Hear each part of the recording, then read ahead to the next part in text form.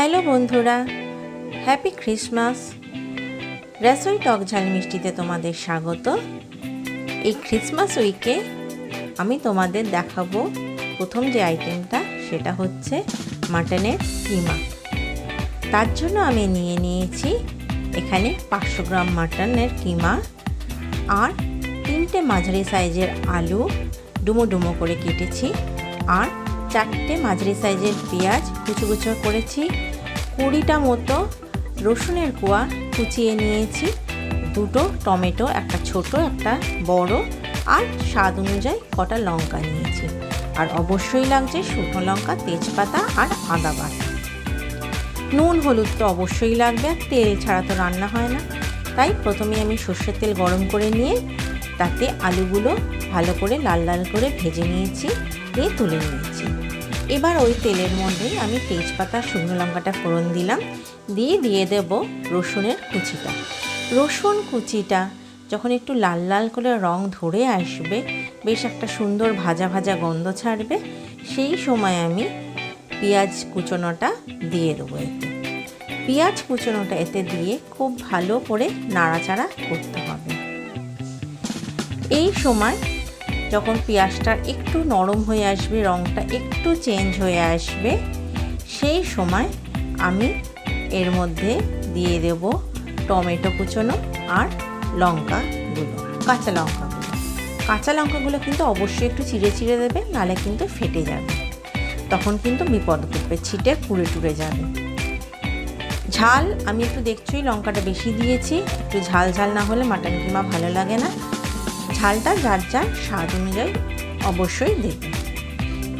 এবার এই পেঁয়াজ, টমেটো, রসুন, লঙ্কা দিয়ে খুব ভালো করে নাড়াচাড়া করতে করতে দেখবে হালকা একটু তেল ছাড়তে শুরু করেছে, আর এই সমস্ত কিছুই নরম হয়ে যাবে এবং একটু অন্যরকম রঙও ধরবে, মানে পেঁয়াজ ভাজার যে রঙটা ধরে সেই রকম। সেই জন্য এটাকে একটুখানি ঢাকা দিয়ে রাখবে। এবার তার আগে আমি কি করব, পেঁয়াজটা নরম হতে হবে, টমেটোটা নরম হতে হবে, তাই জন্য আমি এখানে পরিমাণ মতো নুনটা দিয়ে দিলাম। দিয়ে এবার একটুখানি চাপা ঢাকা দিয়ে মিডিয়াম আঁচ করে রেখে এটাকে একটুখানি রেখে দিলেই দেখবে সুন্দর নরমও হয়ে যাবে আর তেলটাও ছেড়ে দেবে। এটার থেকে যখন তেল ছাড়বে, সেই সময় এতে আমি দিয়ে দেবো হচ্ছে আদা বাটা।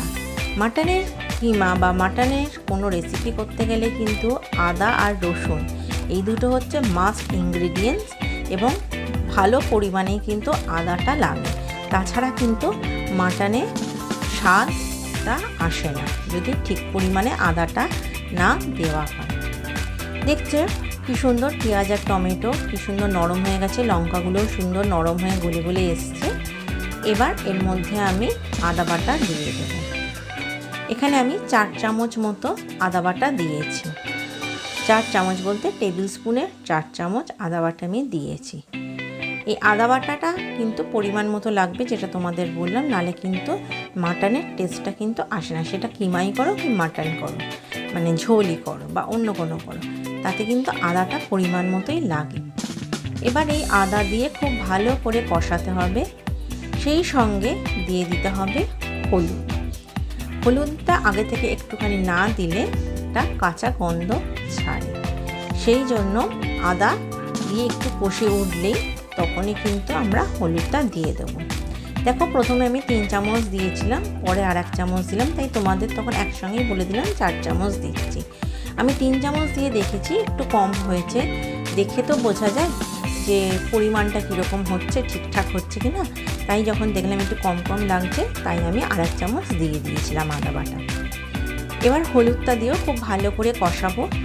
দেখো অলরেডি কিন্তু তেল ছাড়তে শুরু করে দিয়েছে মশলা থেকে। হলুদটা দিয়ে একটু নাড়াচাড়া করে নিয়ে আমি কি করব, এর মধ্যে মাটন কিমা যেটা সেটা দিয়ে দেবো। মাটনের কিমাটা আমি কিন্তু কিচ্ছু করিনি, খুব ভালো করে ধুয়ে ওটাকে রেখে দিয়েছি। এবার মাটন কিমাটা দিয়ে খুব ভালো করে কষাতে হবে। একটুখানি বেশ মিনিট 5 মিডিয়াম আছে এটাকে কষিয়ে নেওয়ার পর দেখবে একটুখানি তেলটা ছাড়ছে, কিন্তু মাটনটা একটুখানি যে রসটা জুসটা বেরোতে গেলে বা একটু পোড়া পোড়া ভাব লেগে আসে, সেই জন্য কি করবে, তখন একটুখানি গরম জল করে এতে দিতে হবে। আমি কি করেছি, এটাকে নাড়াচাড়া করে দেখো কতটা সুন্দর মিশে এসছে জিনিসটা। কিন্তু এর মাটনটা সেদ্ধ করতে গেলে অবশ্যই কিন্তু জল লাগবেই, মাটন কিমাই হোক আর যাই হোক না কেন। সেই জন্য আমি যে বাটিটার মধ্যে কিমাটা ধুয়ে রেখেছিলাম সেই বাটিটার মধ্যে একটু গরম জল দিয়ে রেখেছি। একটু বলতে এখানে 1 কাপের থেকে একটু কম, পৌনে 1 কাপ মতো জল আমি দিয়ে রেখেছি, গরম জল। এবার সেই জলটাই আমি এটার মধ্যে একটুখানি দিয়ে দেবো, মানে পুরোটাই, যে পুরো জলটাই আমি দিয়ে দেবো, 2 ভাগ করে আমি দিয়ে দেবো। দিলে এটা কিন্তু খুব ভালো সেদ্ধ হবে। মাটনের কিমাটা পেঁয়াজের সঙ্গে আদা রসুন টমেটোর সঙ্গে কষতে কষতে বেশ সুন্দর তেল ছেড়ে গেছে, রঙটাও সুন্দর ধরেছে। আরও সুন্দর বা আরও রিচ কালার ধরানোর জন্য যদি তোমরা চাও আমার মতো 1/2 চামচ কাশ্মীরি লঙ্কার গুঁড়ো ইউজ করতে পারো। এটা কিন্তু অপশনাল, তোমরা চাইলে দিতে পারো, নাও দিতে পারো। আচ্ছা, আলু কিন্তু এখনও আলাদা করে তুলে রাখা আছে, আলু কিন্তু দেওয়া হয়নি। আমি দেখলে একটা যে মেঠেটা কাটার চেষ্টা করলাম, ওটা কাটলো না, মানে সব কিন্তু সেদ্ধ হলো, মেটে সেদ্ধ হয় না, ওই জন্যই কিন্তু জলটা কিন্তু সত্যি খুব দরকার হয়। এবার এই জলটা আমি দিয়ে দিলাম এর মধ্যে। এবার এটা দিয়ে আমি একটু চাপা ঢাকা দিয়ে রেখে দেব, একটু লো এর দিকে ফ্লেমটা করে। এবার এটা খুব ভালো করে ফুটবে, ফুটে যখন একদম সুন্দরভাবে মেঠে সমস্ত কিছু সেদ্ধ হয়ে যাবে, মানে 80% মতো যখন আমি দেখব মেটেটা সেদ্ধ হয়ে গেছে, সেই সময় আমি কি করব, এর মধ্যে আমি আলুটা দিয়ে দেব। এবার দেখো আমি তোমাদের দেখাচ্ছি, মেটেটা 80% মতো সেদ্ধ হয়েছে, আমি কেটে তোমাদের দেখিয়ে দিচ্ছি। দেখো মেঠেগুলো কীরকম সুন্দর, দেখেই বোঝা যাচ্ছে মাটনটা সেদ্ধ হয়ে গেছে, সুন্দর মাখা একটা ব্যাপার এসে গেছে।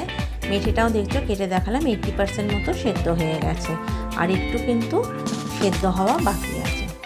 এইবার আমি এর মধ্যে ভাজা আলুগুলো সব দিয়ে দেবো। এর আগে দিলে কিন্তু আলুগুলো গলে যেত, ওই জন্য এই সময় দেব, তাহলে কিন্তু আলুগুলো সুন্দর মানে হাফ গলবে, হাফ ঠিকঠাক থাকবে, তাহলে কিন্তু খেতে ভালো লাগবে। আর মাটনের কিমার চচ্চড়িতে একটুখানি আলু না পড়লে কিন্তু ভালো লাগে না, তাই এইটুকু আলু দিই আমি অন্তত। এবার এইটা দিয়ে যখন ভালো করে নাড়াচাড়া করতে এখন কিন্তু আর কোনো চাপা ঢাকা আমি দেবো না, এটা দিয়ে নাড়াচাড়া করতেই দেখবে পুরো যে মেটেটা 20% বাকি আছে সেদ্ধ হওয়া, সেটাও কিন্তু সেদ্ধ হয়ে যাবে। দেখো মেটেগুলো আমি কেটে দেখাচ্ছি, দেখো কি সুন্দর সেদ্ধ হয়ে গেছে, পুরো কেটে টুকরো হয়ে যাচ্ছে খুন্তি দিয়ে, কোনো অসুবিধাই হচ্ছে না, তার মানে এটা কিন্তু পুরোপুরি খুব সুন্দর সেদ্ধ হয়ে গেছে। এবার সুন্দর ওপরে তেল ভেসে উঠেছে, দেখতে পাচ্ছ, রান্না প্রায় হয়ে গেছে। এবার একটুখানি 1/2 চামচ মতো আমি চিনি এর ওপর দিয়ে দিলাম, একটু টেস্টের জন্য ওটা দিতে হয়, কেউ যদি স্কিপ করতে চাও করতে পারো, কিন্তু দিলে ভালো লাগে, তাই একটুখানি চিনি আমি ওপর দিয়ে দিলাম। দিয়ে এটাকে খুব ভালো করে নাড়াচাড়া করে আমি মিশিয়ে নিলাম। আচ্ছা বন্ধুরা, তোমরা দেখতে অবশ্যই আমার চ্যানেলটাকে লাইক শেয়ার করে দিও আর সাবস্ক্রাইব করে দিও, আর অবশ্যই বেল আইকনটাকে কিন্তু ক্লিক করে রেখো, তাহলে যে কোনো নতুন রেসিপির নোটিফিকেশন তোমাদের কাছে আগে পৌঁছে যাবে। আর তোমাদের বন্ধুবান্ধবদের সঙ্গেও কিন্তু শেয়ার করো আমার চ্যানেলটার ব্যাপারে, আর কমেন্টসে জানিও আমার রান্নাগুলো তোমাদের কেমন লাগে। দেখো মাটন কিমা পুরো রেডি, আমি সার্ভ করে দিয়েছি, আশা করি তোমাদের ভাল লাগলো। আর হ্যাপি নিউ ইয়ার জানিয়ে তোমাদেরকে আমি আজকের এই রান্নার ভিডিও শেষ করছি। বাই বন্ধুরা, আর আশা করি তোমাদের নিউ ইয়ার খুব খুব খুব ভালো কাটুক, আগামী বছর সবার ভালো যাক।